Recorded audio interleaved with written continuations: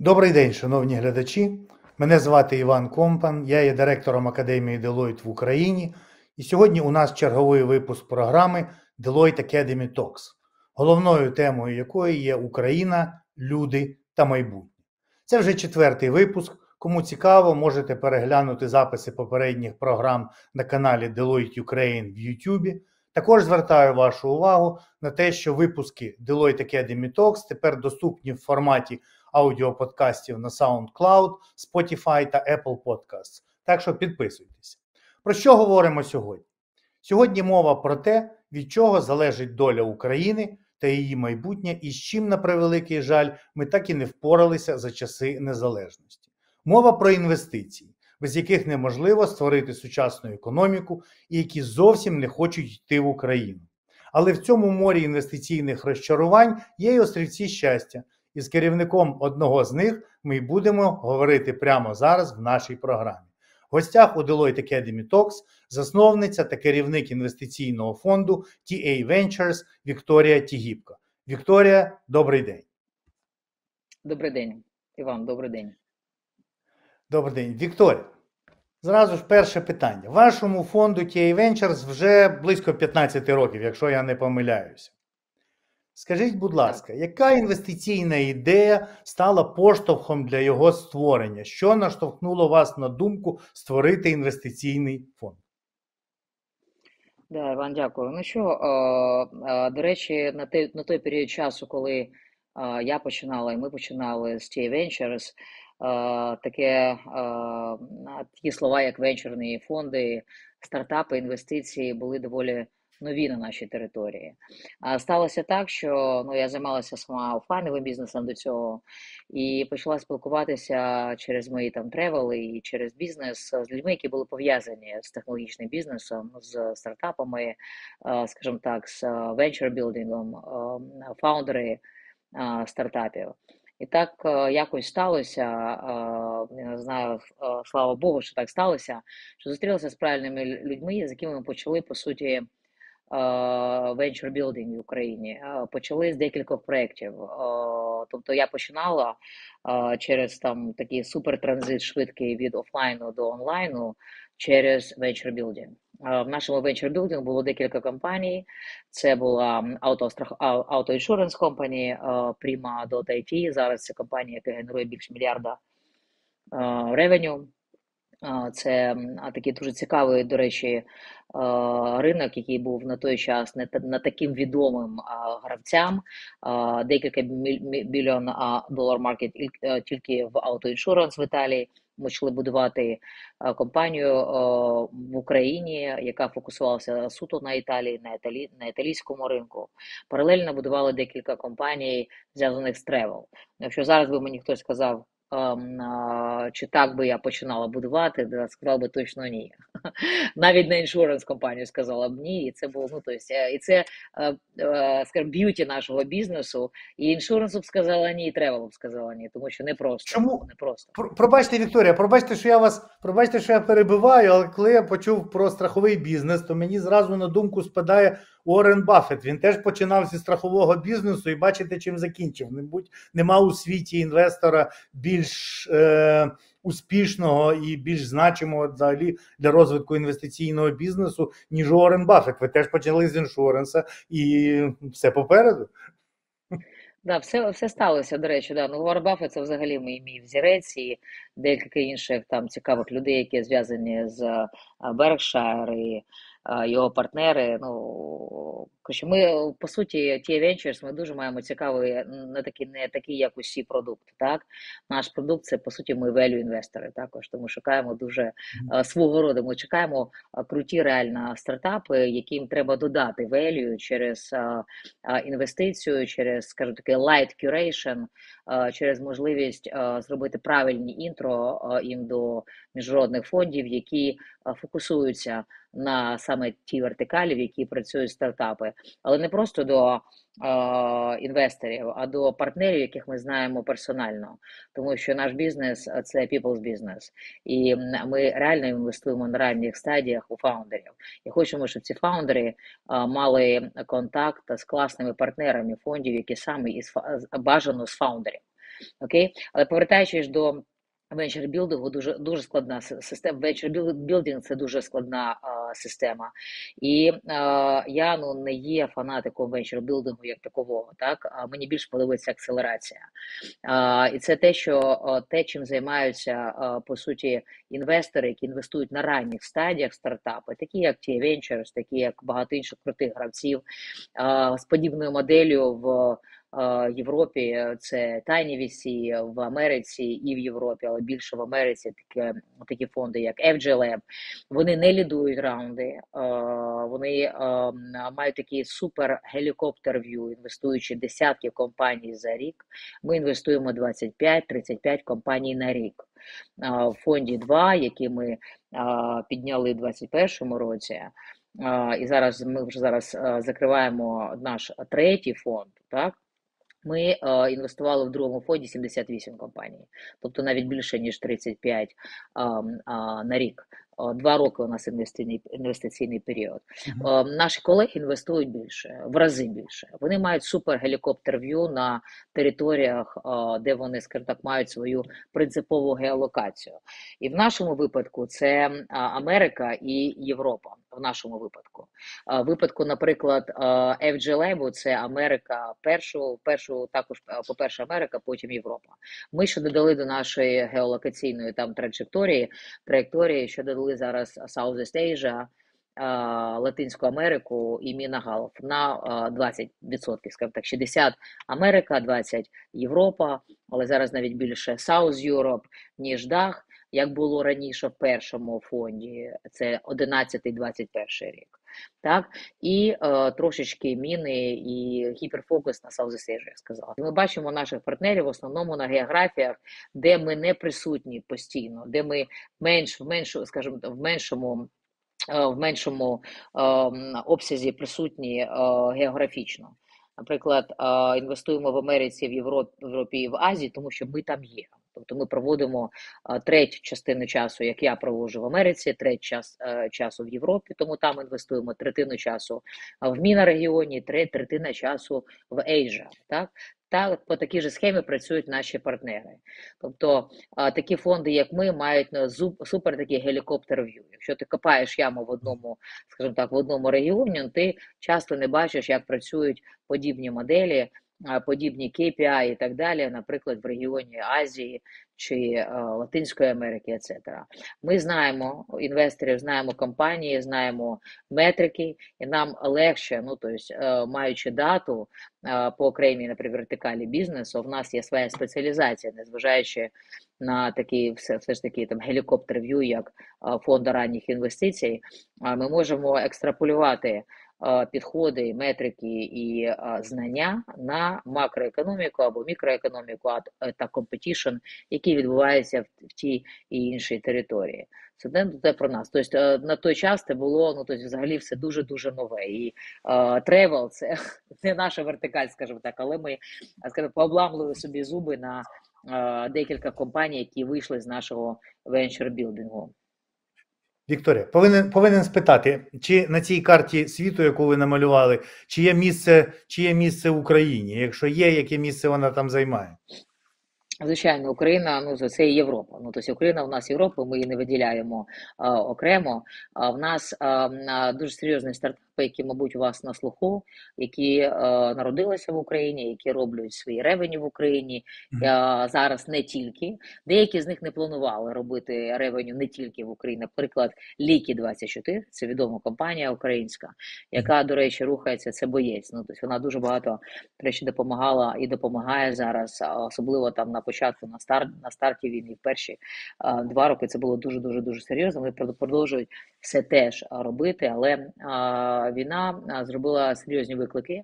І сьогодні для того, щоб залучити інвестиції в цю компанію, тобто треба мати більше 50, але краще 60% ревеню не в Україні, в Європі, скажімо. Компанія швидко перебудувалася і нарощує об'єми. Ми вже на другу половину 2024 року будемо мати більше 50% ревеню не тільки в Україні, а й в Європі. Це говорить про що? Тобто, що б там не казали, що б там не казали там фонди, інвестори і так далі. А в країні, де йде війна, дуже важко підняти інвестиції. Залучити інвестиції дуже важко. Тому фокус сьогодні всієї нашої екосистеми і важливим гравцем цієї екосистеми в Україні є компанія Ліки. У нас є компанія в портфелі Made Academy, яка навчає, яка, ну, тобто, по суті, це таке переосмислення моделі лямбда американської, да, в рамках України, а зараз вже не тільки України, вони почали працювати активно в Латинській Америці, і це правильно. Тобто також саме для цього, щоб можна було розвиватися, скелити і, можливо, в перспективі мати екзит. Тому що сьогодні ми не знаємо, наскільки цей ад затягнеться, і нашим фаундерам, і ми всім їм про це кажемо, не тільки нашим фаундерам наших портфельних компаній, в нас же є ще українська така серйозна компанія, такі найцікавіші кейси. Озвучу зараз Advisely, в яких ринок в основному був завжди тільки американський, і вони є основним партнером Shopify. Сьогодні вони продовжують працювати з американськими клієнтами в меншому ступені з європейськими клієнтами. Але в них також, ну, тобто, проблема, яка є у всіх наших українських фаундерів, які щось роблять в Україні, навіть які не тільки мають tech Teams в Україні, навіть у тих, які мають tech Teams, як у Advisely, наприклад, так? Тому що, звичайно, інвестори, вони ж про гроші, так? У них же є LP, вони повинні репортити, ну, ми все розуміємо, їх можна зрозуміти, тому треба бути дуже прагматичними і розуміти, що поки не буде диверсифікацією revenue streams, Україна і світ, в нашому випадку це може бути Європа, Америка, або Латинська Америка, або Міна, або Southeast Asia, це ті регіони, куди диверсифікують свої revenue streams наші стартапи з нашими українськими фаундерами або з нашими українськими tech teams, які працюють в Україні і так далі. Тому треба просто самим робити свою роботу. Вікторія, коли ви створювали ваш перший фонд, так, це був 2009 рік, я не помиляюся? Не помиляєтеся трошки, Іван, поправлю, 2011. Тобто ми почали працювати з 2011, да. А 2009 год це був venture building. 2009, все одно це були теж дуже непрості часи, тільки відлунала криза 2008 року у всьому світі. Це були часи невизначеності, всім здавалося, що все погано, все катастрофа. Індекси фондових ринків були глибоко в червоному. Хто вас підтримав в той непростий час? Хто повірив в вашу ідею і інвестував в ваш фонд? Власне питання, Іван, ніхто не повірив, навіть нікого не ходило. Я інвестувала свої гроші. Фонду не було, був фонд Вікторії Тігіпко. Да. Тобто я інвестувала свої гроші, почала з невеличкої суми. Ну, тобто, все, що у мене було вся ліквідність, яка вона була від моїх попередніх офлайнових бізнесів, про які багато написано, не буду повторюватися, чим я займалася. Я представляла дуже серйозні декілька брендів в Україні, була там першим і найбільшим там і так далі, і так далі. Тобто все, що, скажімо, ліквідне в мене було на той час, я переклала в TIA Ventures. Ну, це не був фонд, це була інвестиційна компанія TIA Ventures. Я починала як інвестиційна компанія. Basically, як family fund, так? І в мене, я скажу вам, навіть думки не було йти до когось за грошима. От я знала, що можна було піти, мені б дали, я пішла. Але ну, тобто, мені навіть думки не було, що можна піти. І, до речі, мене не остановлювало, бо те, що там джендерна якась компонента, взагалі не зупинила би в мене цього проблеми цієї не було. Я з 15 років самостійно працюю в бізнесі, тобто працювала тільки півроку в американському USAID і все. Тобто, для того, щоб мами не хвилювалися, а так, тобто я весь час в самостійному плаванні. Окей? Тому просто це були свої гроші. А з другим фондом? А з другим фондом, да. Перший фонд, тобто, до речі, я проінвестувала 148 компаній, тобто нікого не було, я була тобто, сама, і зі мною працював ще Ігор Семенов, дуже йому дякую, тому що ми починали разом, це дуже тобто, круто, так? Тобто сам собі режисер.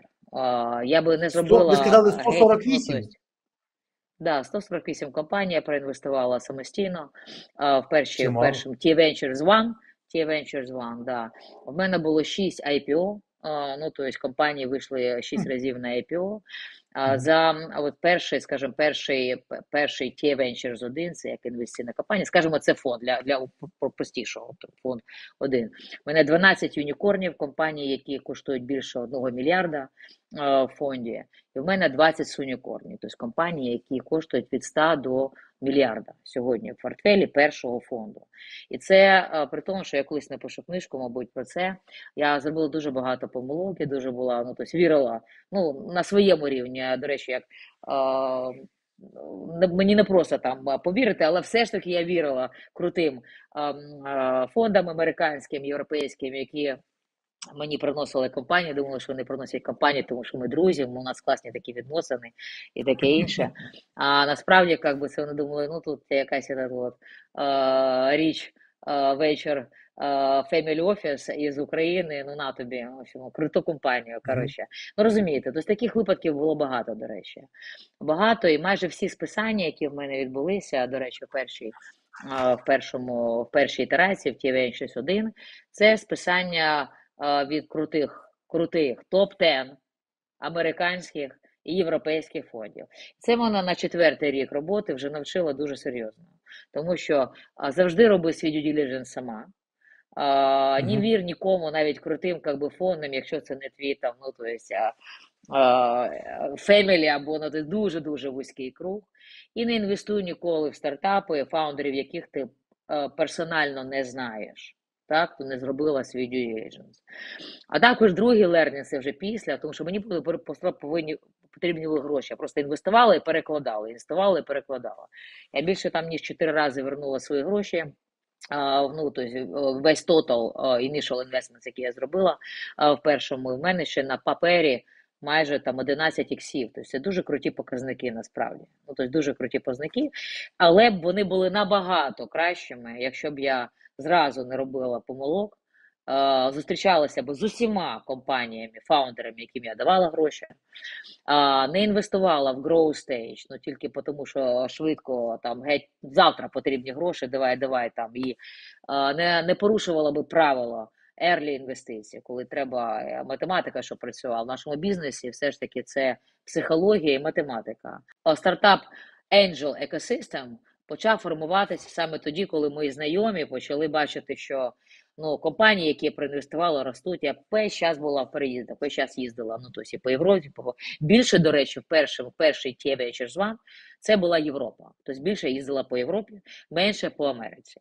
Тому в мене інвестиційний спліт був в першому T-Ventures 70/30. 70% була Європа, DACH and South, в основному Німеччина менше Швейцарія, і South це була Італія, Кор, менше Іспанія. І інші 30% це була Америка, East and West Coast. А потім вже з другого фонду, ну, скажімо так, з кінця першого, почався трошки інший спліт, тобто ми почали мігрувати вже до фонду, доєднався Олег Маленков, iConceptor, так? Також фаундер з дуже крутими історіями. Я дуже задоволена, що він з нами. До фонду доєднався Степан з Нідерландів, так, наш українець, ну, тобто, але який проживає, Мгм. живе там вже ну, дуже багато років, є громадянином Нідерландів. І ми почали трошечку там змінювати, мігрувати з 19-го року вже в пресідці. Тобто ми опустилися на саму тяжку стадію венчурного інвестування, це pre-seed seed. Коли нічого немає, нічого для Deloitte немає, нічого вам немає аналізувати, ніяких цифр немає. Коли є тільки фаундери, треба розібратися, чи зможе ця дитина, ця людина зробити те, що ми, я, Олег і Степан можемо зробити, тому що ми робили це в наших офлайнових та інших бізнесах, венчур-білдингу. Ми знаємо цю проблему. І помилка дуже багатьох венчурних інвесторів, особливо українських, коли наші, ну, то есть, інтерпренери, бізнес-оунери, які там пройшли там і Крим, і Рим, скажуть, ну, то есть, пройшли багато чого самі, вони думають, що якщо їй зрозуміло, як це працює, і вона це зробить, то і вона, ця дівчинка, 21 рік там, чи 20 років, вона також це зробить. А це дуже велика помилка. І дуже важливо робити background check due diligence в багатьох фондах. Це найсерйозніший due diligence на pre-CD, коли дзвонять фонди, дзвонять всім твоїм попереднім містам роботи, всім колегам з попередніх стартапів, де ти працював чи працювала, і виясняють, чи є в тебе цей entrepreneurial skill, що ти за людина, як ти приймаєш рішення, etc. Це все founders background check. Це єдине, на що ми робимо ставку. Тому що KPI, скажімо так, метрики в моделі, любий адекватний джуніор-аналітик розуміє. Відкриваєш там сьогодні вже ChatGPT, тобі видаються всі метрики, всіх моделей, це, тобто багато ума не треба. Зрозуміти, які метрики регулюють там вертикаль Digital Health, або вертикаль Cybersecurity, або там моделі, SaaS-модель, e-commerce, D2C бренд і так далі. Тобто ми це розуміємо, але зрозуміти, чи ця людина може це зробити, оце якби фішка. Наводяться там справки через нетворк. Тому ще один learning по венчурному бізнесу, навчитися йому неможливо. Це бізнес, який ламаєш там собі дров, ламаєш або вчишся поряд з тими, хто вже там має 10-й рік або 15-й, це нетворк, і це можливість подзвонити людям із твого нетворка, і щоб вони тобі відповіли, тобто тобі реально дали характеристику цієї людини, цього entrepreneur, цього фаундера. І це 50 або навіть 90 плюс відсотків успіху твоєї інвестиції при розумінні інших моделей. Схоже, що вам це вдається гарно. Ви сказали, що у вас було 11 компаній, вартість яких перевищує мільярд і 12. 12, да, і 11 разів вам вдалося збільшити інвестований капітал. Тому я задам, може, таке нескромне питання, але мені здається, що для будь-якого інвестиційного фонду воно є основним. Яка у вас в середньому виходить дохідність за роки роботи? В середньому за рік? Скільки приблизно дохідність ви заробляєте для інвесторів? Більше 40%, Іван.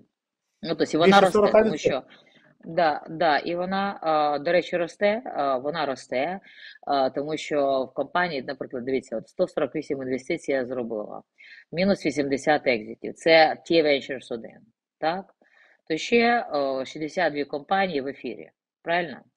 Тобто ці 6 компаній, вони ростуть, це ті 20 сунікорнів, і це ще в них, цих 20 сунікорнів, це ще відкладених сьогодні, я скажу, навіть 8 IPO, які ще не сталися, які стануться в наступні 2-3 роки максимум. Але при таких, Вікторія, пробачте, при таких показниках у вас повинна стояти черга з інвесторів, які хотіли б стати вашим партнером у фонді, які хотіли б інвестувати в ваші фонди, ті, які ви збираєте. Так, звичайно. Так нам гроші не потрібні, Іван, розумієте? Тому що ми, знаєте, як працюють ранні фонди? Тобто наш фонд в середньому 35-50 мільйонів, тобто ми збираємо. Тобто кожен рік. Ми, другий фонд, 21-й, 23-й, у нас був фонд 50 там з копійками мільйонів, так, підписаних. Закриття у нас було в квітні. В квітні 22-го року. Закриття було, це фінальне закриття. Ми почали в 21-му році, ми вже проінвестували там десь 11 або 12 компаній, і закриття було в квітні. Почалася війна. І всі підписані binding agreement, тобто мінус 34,7 ми закрили в результаті, вони злетіли. Розумієте? Нічого, тобто ми все одно проінвестували 78 компаній, як вам до цього казала. Так? І вони дуже непогано себе почувають. Ці компанії, ми закінчили вже наш інвестиційний період, тобто 2 роки ми робимо активний інвестиційний період, перший тікет кладемо. А потім ще рік-два докладуємо другий тікет. Тобто другий тікет від присіда до сіда. Або seed extension. І ми не чіпаємо Series A. Ми опустилися на цю стадію. І зараз у нас же третій фонд. І ми вже зробили 10 інвестицій. Ми ще воно закрили. Ми закриваємо його восени 24-го року, але ми вже активно інвестуємо з 23-го року. Юрій, але ви про ці фантастичні результати, про які ви говорите, я навіть намагаюсь зараз там в голові перебрати, хто з глобальних інвесторів, там знаменитих на весь світ досягає подібних результатів. Щось мені приходить в голову лише Джеф Саймонс, але індекс, Дивіться, тоді у мене багато. таке питання.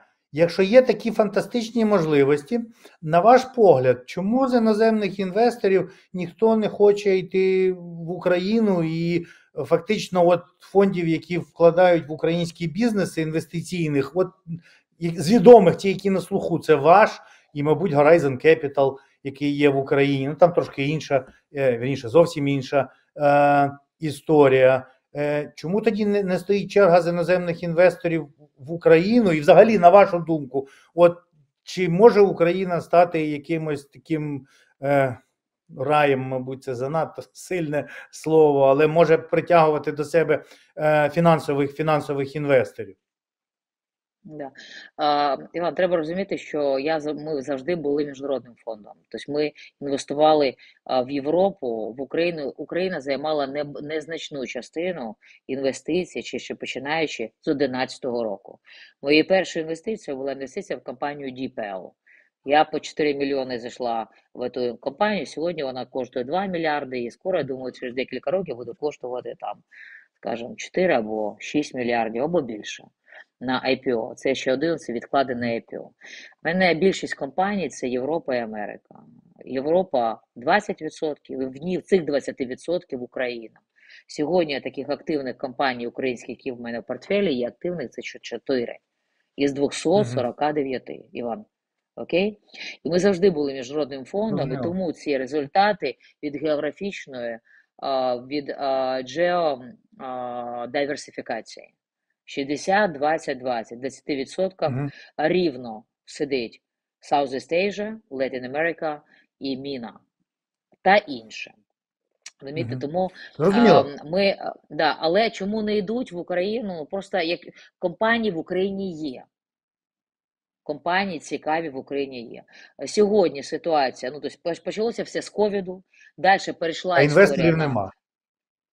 Да, а інвестор, тому що, скажімо так, немає стільки компаній, наприклад, для нас ми не знайдемо 50 компаній за інвестиційний період в Україні. Це, ну, тобто я говорю, як є. 50 компаній в Україні в нашому профілі. До речі, ще одне питання, ну, тобто треба просто бути консистент. Спочатку в TVH ми були generic investors, так? Інвестували в різні моделі, в різні вертикалі, в основному в Європі 70, 30 в Америці. Зараз ми більше сфокусовані вертикальні інвестори.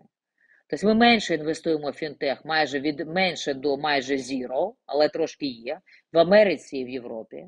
Але інвестуємо активно в фінтех в Southeast Asia, менше в Latin America. Це приклад.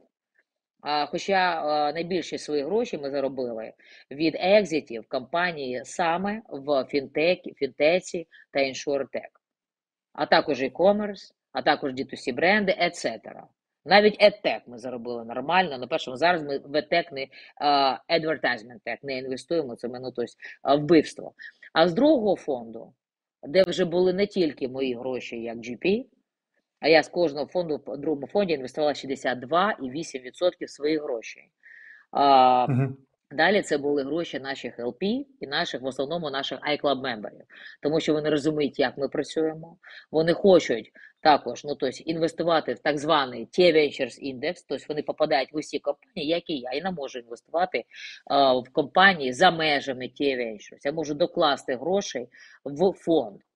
Я не можу вибирати, черепікати якісь компанії, куди докладати гроші.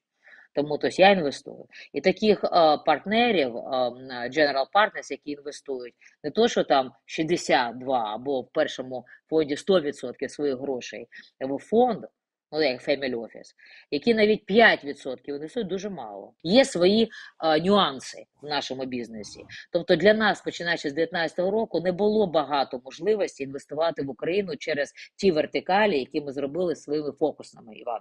І це ще причина. Розумієте? От давайте поговоримо чому. Бо тут, чесно кажучи, думки є різні. Хтось вважає, що у України є фантастичний потенціал в новітніх технологіях. Я, наприклад, особисто, я так не вважаю. Бо я вважаю, що потенціал в новітніх технологіях є там, де гарно розвинута наука і освіта. І, на жаль, в Україні ні науки фундаментальної немає, і прикладної вже немає, і освіта не дуже в гарному стані. От на вашу думку, як досвідченого інвестора, чи є в Україні потенціал з точки зору розвитку оцих високотехнологічних сучасних галузей? І що потрібно зробити для того, щоб вони розвивалися і приманювали сюди гроші іноземних інвесторів? Бо, чесно кажучи, я коли чую оці чергові розмови на рівні держави, сільське господарство, зерновий коридор, зерно, дай Бог, що воно є, і дай Бог, що воно гарно родило. Але я не вважаю, що агротема – це майбутнє України, і це зробить країну заможньою, а людей щасливими. Я все ж таки вірю в щось більш технологічне. От цікаво ваша думка, чи є така високотехнологічна перспектива України, і що потрібно зробити, щоб вона якось реалізувалася? Да, ну, звичайно, у нас є там, зрозуміло, там свій погляд на це питання. В Україні для того, щоб наша екосистема, вона взагалі заточена завжди була на аутсорс. І це, ну, тобто, гальори, правильно, в більшості випадків. Тобто, ті, хто займався таким дуже, ну, тобто, хай-енд аутсорсом, там, ну, там могли народжуватися таланти, які вчилися у тих компаній, для яких вони робили такий high-end, дуже, ну, тобто, sophisticated аутсорс, там можна було, ну, тобто, навчитися і відпочкуватися в якомусь вигляді, як фаундери продуктових компаній. Правильно кажете, тобто бізнес народжується там, де є екосистема. Навчити цьому просто так в університеті, там зробити воркшоп чи ще щось не працює, на жаль. Тому повинна бути наука, повинні бути госзакази, як починалося Silicon Valley, правильно? Повинна бути екосистема продуктовиків, людей, які пілять, які піднімають гроші на те, що вони пілять, так? Які можуть піднімати не тільки seed-раунд, як в Україні seed-раунд, що знайти можна через наших ангелів. А що далі? Ну, тобто, а наступні гроші знайти вже, тобто немає екосистеми фонда пізніх інвестицій. Всі готові дати там, нарисувати чек там 50 чи 100 тисяч, а що далі? Тобто, коли компанії треба розвиватися, хто в них дасть гроші?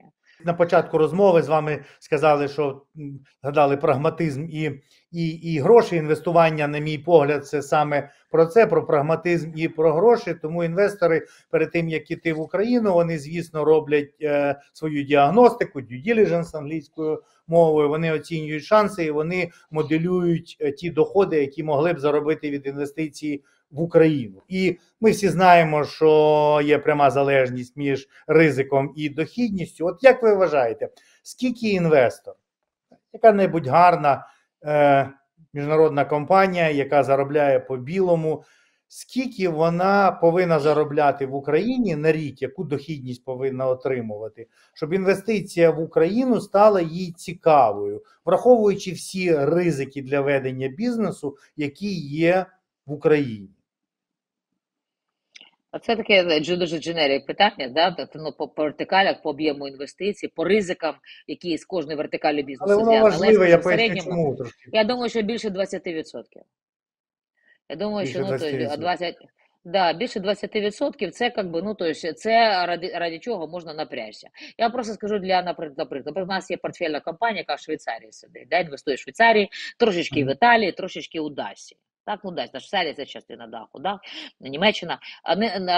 Це фракціонний продаж нерухомості. Так якщо там інвестор заходить в їх фонд, то бленди, це ліквідний актив, там локап може бути декілька місяців тільки, Іван. Це навіть не venture capital у мене, да? У мене доходність там, ну, то есть, інша, але ти сидиш в мене 3 роки. З 4-го року я розподіляю, я сиджу там, і ми разом сидимо, ми розуміємо, як би правила, правильно, я не можу витащити розріз з стартапу. Якщо є слідуючий раунд, якщо інвестори чистять каптейбл, пропонують іншим інвесторам вийти по ціні раунда, так, то нас викупають. І не 100% іноді, а частково також може бути, окей?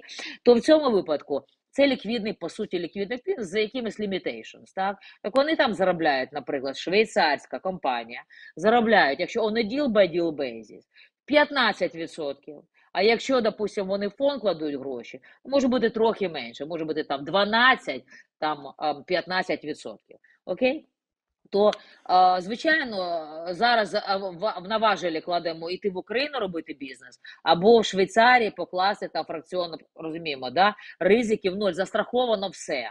Звичайно, то ну я просто так думаю, що 20 плюс це було хоча б старт нормальний для того, щоб можна було ну, тобто, прийти і взяти на себе якісь ризики. Потенціал великий, Ви але знаєте, треба якісь речі регулювати. Ви зі мною згодні чи ні? да, я погоджуюсь з вашою оцінкою. До речі, моя вона трошки консервативніша. Я думаю, що це навіть я не кажу про війну. Війна це там період, я сподіваюся, ж таки там досить обмежений, і вона не буде тривати вічно. Але навіть до війни я завжди оцінював, що іноземні інвестори повинні заробляти тут 25-30% річних в доларах в середньому, для того, щоб ця інвестиція стала їм цікавою і компенсувала ризики. І це, власне, пояснює, чому в Україні немає іноземних інвесторів, бо не так багато галузей, які дозволяють заробляти, особливо великим компаніям, заробляти от таку дохідність і в довгостроковій перспективі. Знизяться ризики, ну ситуація зміниться. Будемо сподіватися на краще і лишатися оптимістами. Вікторія, і до речі, у нас, на жаль, вже час досить обмежений, тому питання, яке не має стосунку до інвестиційного бізнесу, чи може є, я не знаю. Ви є засновником Одеського кінофестивалю. Скажіть, ви будете його проводити в цьому році? Іван, ми Яка ж його кожного доля? року проводимо. В минулому кожен рік проводимо. До речі, в цьому році буде 15 років Одеському міжнародному кінофестивалю. Ми в минулому році проводили, це був класний фестиваль, фокусований зараз на українську кіноіндустрію. І в нас він проходив у Чернівцях. А в цьому році ми будемо проводити в Києві, тому що в Київ ми зможемо притягнути хоча б деякий відсоток міжнародної спільноти, кіноспільноти, тому що в Києві безпечно, відносно безпечно. Будемо в цьому році проводити його захищено у Києві з 12 по 20 липня. Я також буду в Україні, так що буде приємно, що в Україні побачимося. Ну, тобто, може побачитися і... Да, тобто ми сфокусувалися повністю, коли була ситуація, що окей, ну тобто у світі і в Україні також, да, ще до 2014 року. У нас гіперфокус був міжнародний. Після 2014 року ми почали розуміти, що треба не два фестивалі робити, одну, тобто із гіперфокусом на міжнародний фестиваль. Ми поняли, що треба своє захищати. Ми почали потрошки, як і в The Avengers, так само. Почали потроху, почали розуміти, що треба навчатися, навчитися захищати нашу українську кіноіндустрію. І почали більше уваги, більше сцени поміняли, почали підсвічувати більше на равних, а потім більше українську кіноіндустрію. Тому сьогодні це, по суті, фестиваль, міжнародний фестиваль, але з гіперфокусом. Only, допустим, на українську кіноекосистему. Так що прошу з 12 по 20, там буде багато, до речі, івентів. Там буде івент також нашого ай-клубу, які ми стартували там у 2020 році, ці ж самі наші члени ай-клубу, а сьогодні, я вже казала, і більше 1000 в 40 країнах, які проживають, в основному Україна, звичайно. По війні багато наших членів, особливо жінок, вони приїхали дуже в багаті, в різні географії, і вони продовжують з нами працювати, і ми кожного року зростаємо дуже серйозно. Це, кстати, до речі, немає, якщо в країні немає ангельської екосистеми, яка підтримує стартапи, нічого не буде. Вікторія, наостанок, 3 поради від вас, досвідченого, успішного інвестора, 3 поради стартаперам, які хочуть стати успішними. Слухайте, по-перше, треба хотіти. Треба мати знання, хотіння, бажання таке, що тебе з ног не зіб'є волною Ріо-де-Жанейро, скажімо так, да? Коли ти по щиколотку стоїш, хочеш дуже сильно, але тебе вода по щиколотку може збити. Навіть вона по щиколотку Ріо-де-Жанейро тебе не може збити. Це номер 1. Номер 2, треба мати, якісь знання, знання. До речі, хочу сказати, що не обов'язково бути суперекспертом в тому напрямку, є стартап, в якому напрямку ти хочеш робити стартап. По нашій статистиці 50% наших успішних стартапів не мали прямої гіперекспертизи в тому бізнесі, який вони починали. Треба мати бажання і бажання розібратися і знайти собі партнерів з комплементарними скілами в іншому напрямку, по стандартам венчур, формування бізнесів, допустим, в стартапі. І третє питання, це повинна бути людина, яка дуже, passionate about work. Людина, яка працює, людина, яка хоче робити цей бізнес. Не тому, що вона хоче екзит через 3, 5, 7, 9 років. Це людина, яка робить цей бізнес, тому що цей бізнес їй дуже подобається. Цей бізнес їй подобається як мішан, як щось, що вирішує якісь, ну, тобто, її там, його там життєві там є цілі. Тобто такі бізнеси ми більше всього віримо. Якщо стартап, фаундер любить те, що робить, є в нього, ну, тобто, і в неї є запал працювати, ну, тобто, не трудоголік, тому що трудоголік це не дуже класно.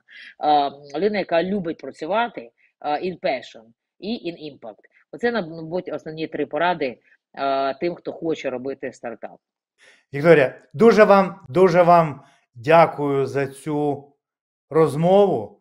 Я сподіваюся, що нашим слухачам було не тільки цікаво і корисно, і до зустрічі на вашому кінофестивалі, бо остання ремарка, мабуть, з мого боку, це те, що врешті-решт ми пам'ятаємо людей, які війшли в історію не за їх фінансові досягнення, а за те, що вони зробили для науки і культури. І якби ті ж знамениті герцоги Медічі не підтримували Мікеланджело, Боттічеллі, Гірландаю та інших великих майстрів мистецтв, ми про них мало що знали і мало цікавились їхньою долею. Але цей внесок в світову культуру і мистецтво, він надзвичайно важливий. Так що дякую вам за те, що ви робите для України. Бажаю вам успіхів фінансових. Ну і будемо сподіватися, що колись на вашій інвестиційній карті світу Україна буде займати дуже значиме велике місце.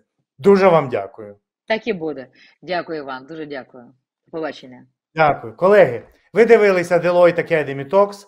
Тема нашого проєкту «Україна, люди і майбутнє». Підписуйтеся на наш канал, ставте лайки, пишіть ваші коментарі до цього відео. Також не забувайте підписуватися на аудіоверсію Deloitte Academy Talks на платформах SoundCloud, Spotify та Apple Podcasts. Побачимося в наступному випуску.